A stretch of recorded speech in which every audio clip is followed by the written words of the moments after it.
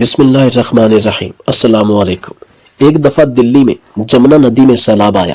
یہ سیلاب اس قدر غضبناک تھا کہ میری آنکھوں نے اس سے پہلے اتنا بڑا سیلاب نہیں دیکھا تھا، جو کہ عام سیلاب سے 5 گنا زیادہ طاقتور تھا، اور ایک طرح سے طوفانی سیلاب تھا جس سے قریب کے قبرستان کی بہت زیادہ تعداد میں قبریں اکھڑ گئیں، جبکہ بے شمار قبریں تو اس سیلاب کے ساتھ ہی ملیا میٹ ہو گئیں۔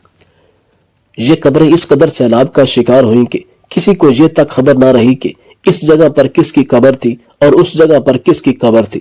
اچانک ایک قبر کھلی تو کچھ لوگوں نے دیکھا کہ مردہ پڑا ہوا ہے، لیکن ڈر کے مارے اس مردے کے پاس جانے کی کوئی بھی کوشش نہیں کر رہا تھا۔ لیکن دور سے ہی لوگوں نے یہ عبرتناک نظارہ دیکھا کہ اس مردے کی پیشانی پر ایک چھوٹا سا کیڑا ہے۔ وہ جب ڈنگ مارتا ہے تو پوری لاش لرز جاتی ہے، تھر تھرا جاتی ہے۔ ایسا محسوس ہوتا ہے کہ جیسے مردے میں کوئی کرنٹ آ گیا ہو۔ لاش اس قدر تڑپتی ہے کہ دیکھتے ہوئے لوگوں کی رگوں میں چلتا ہوا خون رکنے کو آتا ہے، اور اس مردے کا رنگ بدل جاتا ہے۔ تھوڑی دیر بعد وہ لاش اپنی اصلی کیفیت پر آ جاتی ہے۔ یہ عبرتناک منظر دیکھ کر لوگ بہت زیادہ خوف میں مبتلا ہو جاتے کہ یہ سب کیا ہو رہا ہے۔ کسی کی سمجھ میں کچھ نہیں آ رہا تھا۔ پھر چند لوگوں نے اللہ کا نام لیا، درود پاک پڑھتے پڑھتے اس مردے کے قریب گئے تو قریب سے یہ منظر دیکھ کر ان لوگوں کے رونگٹے کھڑے ہو گئے، کیونکہ ایک چھوٹا سا کیڑا اس مردے کو ڈنگ مارتا ہے، لاش کی پھر وہی کیفیت ہو جاتی ہے۔ یعنی کہ جب یہ کیڑا اس مردے کی پیشانی پر ڈنگ مارتا ہے تو یہ ساری کی ساری لاش لرز جاتی ہے، اس کا رنگ کالا سیاہ پڑ جاتا ہے۔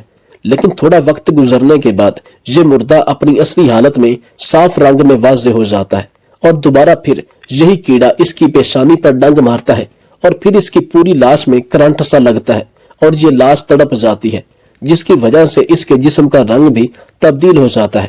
لوگ اپنی آنکھوں سے یہ سب دیکھ رہے تھے، اور یہ سب دیکھنے والی تمام آنکھیں ڈر کے مارے بے حال ہو چکی تھی۔ یہ لوگ آپس میں مشورہ کرنے لگے کہ اب اس لاش کا کیا کریں۔ کوئی کچھ کہتا تو کوئی کچھ کہتا۔ کسی نے کہا کہ اس لاش کو ایسے ہی چھوڑ دو، تو کسی نے کہا کہ اس کو دفنا دیتے ہیں، لیکن کسی نے اتنی ہمت نہ ہوئی کہ اس کو ایسے ہی دفنا دے۔ لیکن کافی دیر سوچ بچار اور مشاورت کے بعد یہ طے پایا کہ اس قبر کو بند کرنا چاہیے، مگر اس کیڑے کی وجہ سے لوگ ڈر گئے تھے اور کوئی قریب جانے کی ہمت نہ کر سکا۔ یہ منظر دیکھنے والوں میں مسلمان لوگ بھی شامل تھے، اور ہندو پنڈت اور دیگر مذاہب کے لوگ یہ سب دیکھ رہے تھے۔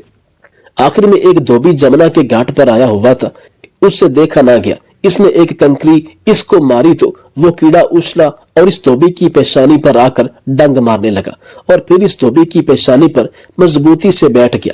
یہ منظر دیکھ کر لوگوں میں مزید خوف و ہراس پھیل گیا، اور اس قدر ڈرے کہ ان کی سانس لینا محال اور ان کا گلا خشک ہو گیا۔ وہ دھوبی چلانے لگا اور تڑپنے لگا۔ اس سے کسی نے پوچھا، تجھے کیا ہوا؟ تو اس نے کہا کہ سنو، مجھے ایسی تکلیف ہے کہ مجھے نہ صرف ایک بچھو اور ایک سانپ نے کاٹا ہے، اور نہ صرف آگ کا کوئی شعلہ میرے بدن پر رکھ دیا گیا ہے، بلکہ مجھے ایسی تکلیف ہے کہ میرے بدن کے ایک ایک عضو میں، بلکہ ایک ایک رونگٹے اور بال میں گویا ہزاروں لاکھوں بچھو اور آگ کی چنگاریاں بھر دی گئی ہوں۔ چنانچہ وہ 3 دن تک یوں ہی تڑپتا رہا، پھر انتقال کر گیا۔ میرے والد کہتے ہیں کہ میں سمجھ گیا کہ یہ اس دنیا کا کیڑا نہیں، بلکہ دوزخ کے عذاب کی شکل ہے۔ میں نے سوچا کہ صاحب قبر کے لیے کوئی دوسرا علاج۔ پھر مولوی مصطفیٰ صاحب قریب جا کر ہمت کر کے بیٹھا اور کچھ صورتیں یاسین شریف اور قل هو اللہ احد اور کچھ دوسری صورتیں پڑھنا شروع کی۔ جب مولوی صاحب نے قرآن کریم کی تلاوت شروع کی تو وہ کیڑا چھوٹا ہونا شروع ہوا، اور ہوتے ہوتے ذرا سا ہو کر ختم ہو گیا۔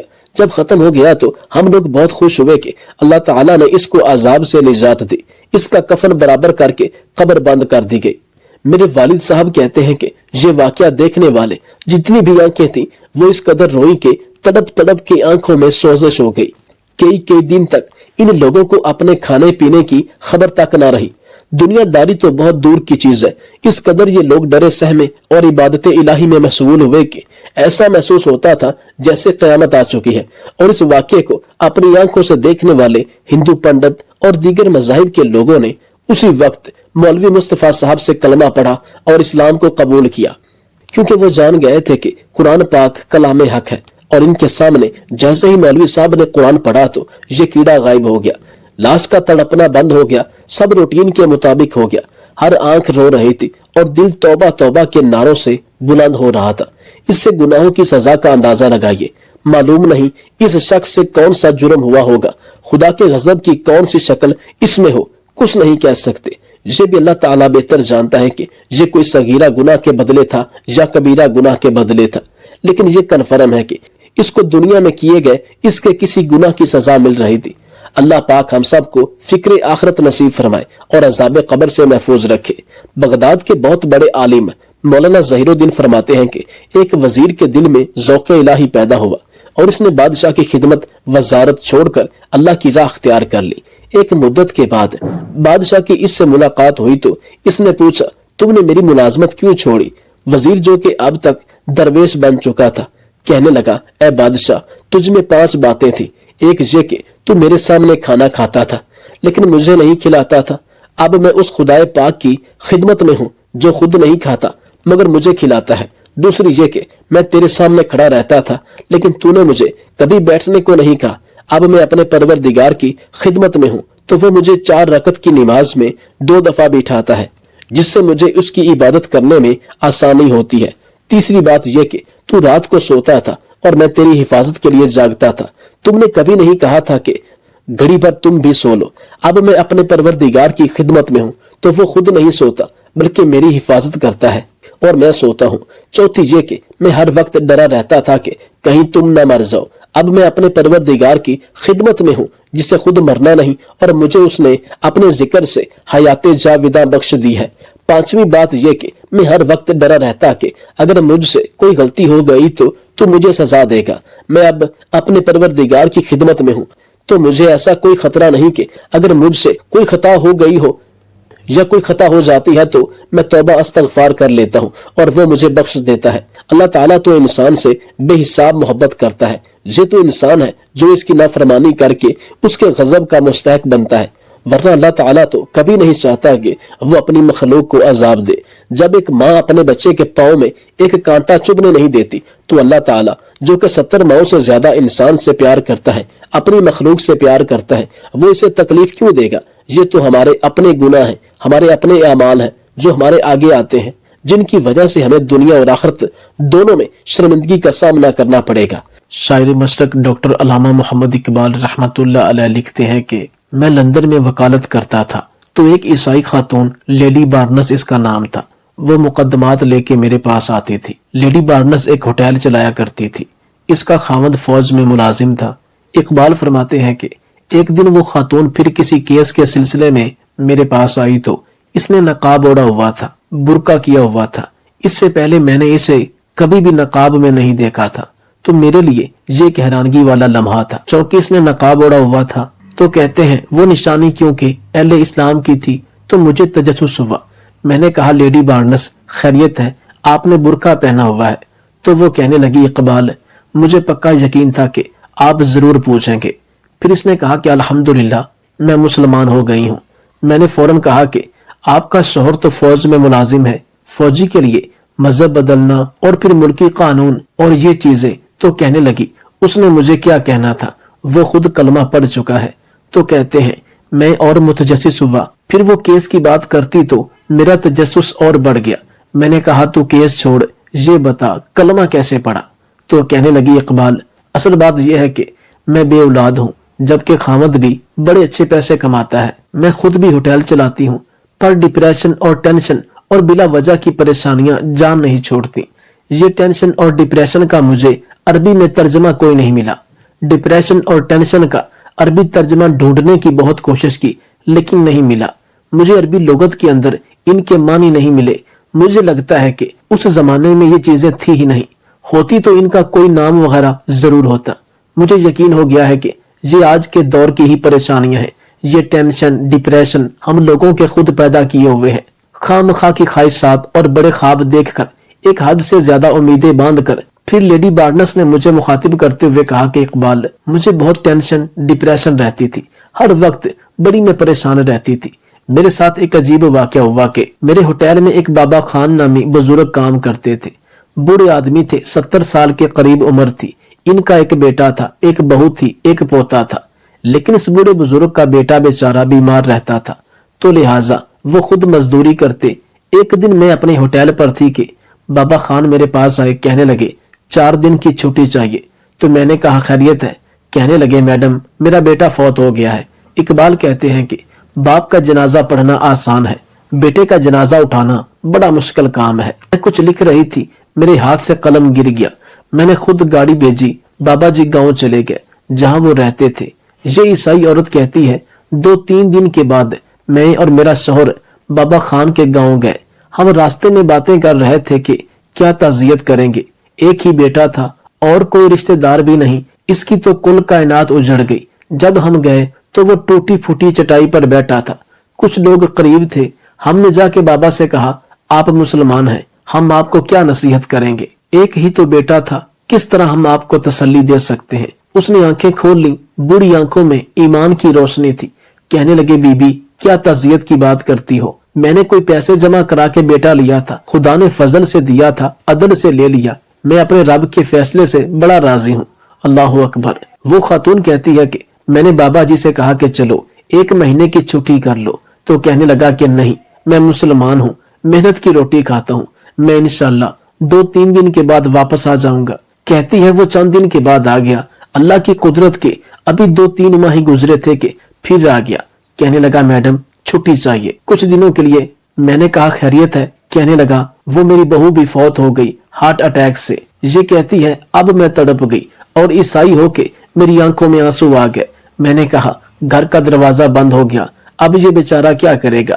کہتے ہیں ہم پھر 2-3 دن کے بعد تعزیت کے لیے گئے۔ وہ پھر ٹوٹی ہوئی چٹائی پر بیٹھا زمین پر کچھ بنا رہا تھا۔ کہتی ہے میں قریب گئی، میں نے کہا بابا اب تو تسلی آپ نے خود ہی کرنی ہے۔ اس نے آسمان کی طرف دیکھا تو کہنے لگا بیٹی کوئی پریشانی نہیں ہے، میرا بیٹا بغیر شادی کے بھی تو فوت ہو سکتا تھا، بس میرے مالک نے جب چاہا جیسا چاہا ہوا، میں انشاءاللہ 2-4 دن کے بعد آ جاؤں گا۔ یہ میرا 4-5 سال کا پوتا ہے، اب یہ اسکول میں داخل ہوا ہے، میں ساتھ لے جاؤں گا، وہاں میرے ساتھ اوپر کوارٹر میں جہاں میں رہتا ہوں یہ بھی وہاں رہ لے گا۔ بابا جی واپس آ گیا۔ کبھی کبھی میں چھت پر کھڑے ہو کے دیکھتی کہ دادا گھوڑا بنا ہوا ہے، وہ سویرے سویرے اٹھتا، اسے سکول چھوڑ کے آتا، شام کو لے کے آتا، بہت پیار کرتا تھا۔ 3ری منزل پر ہم نے ایک کوارٹر دیا ہوا تھا، وہاں دادا پوتا رہتے اور یہ دادا اپنے پوتے کو بہت زیادہ خوش رکھتا، حتیٰ کہ اپنے پوتے کو اپنے ماں باپ کی کمی محسوس نہ ہونے دیتا، اس کی ہر چھوٹی موٹی خواہش کو پورا کرنے کی پوری کوشش کرتا، اور اس بچے کو ایک بزرگ نہیں بلکہ اپنا ایک چھوٹا سا دوست بچہ بن کے اس کے ساتھ رہتا تھا۔ ایک بار پوتا اوپر والی منزل پر کھیل رہا تھا کہ اس کا پیر پھسلا، وہ گردن کے بل زمین پر گرا۔ مجھے خبر ہوئی تو میں نے دوڑ کے ایمبولینس منگوائی۔ خون سے لتھڑے ہوئے اس بچے کو دادا نے اپنی گود میں رکھا، اور جب ہم ہسپتال کی طرف گئے تو اسرائیل پہلے آ گئے۔ اس نے دادا کی گود میں دم توڑ دیا، پھر اس نے اسے اپنے ہاتھوں سے غسل دیا اور اس نے اپنے ہاتھوں سے قبر کھود دی۔ مٹی ڈالتے ہوئے کہنے لگا انا للہ و انا الیہ راجعون۔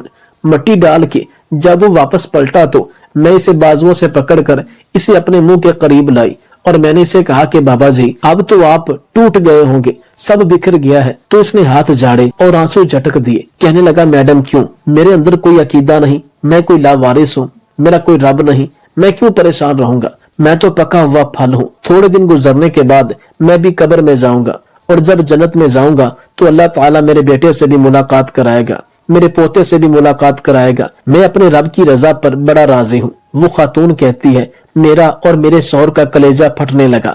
میں نے کہا بابا یہ جذبہ کہاں سے ملتا ہے، یہ سکون کہاں سے آتا ہے؟ کہنے لگے تم نے یہ سکون لینا ہے؟ میں نے کہا ہاں، کون نہیں چاہے گا کہ دنیا اور آخرت دونوں میں سکون ہی سکون ہو۔ تو بابا خان کہنے لگا آپ لوگ بھی میرے نبی صلی اللہ علیہ وسلم کا کلمہ پڑھ لو، اللہ تجھے سکون عطا کرے گا۔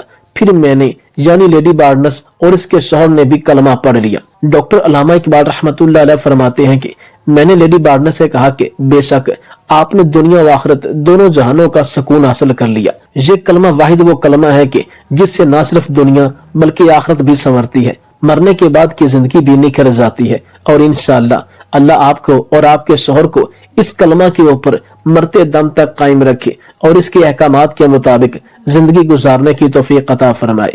انشاءاللہ आप दुनिया और आखिरत में सुरखरू होंगी। फिर ये मियाँ बीवी पक्के सच्चे मुसलमान हो गए और अपनी बाकी की जिंदगी दायरा इस्लाम में रहकर अल्लाह मोहम्मद के बताए हुए तौर तरीके पर गुजारी और हत्ता कि इनकी आने वाली नस्ल भी मुसलमान रही।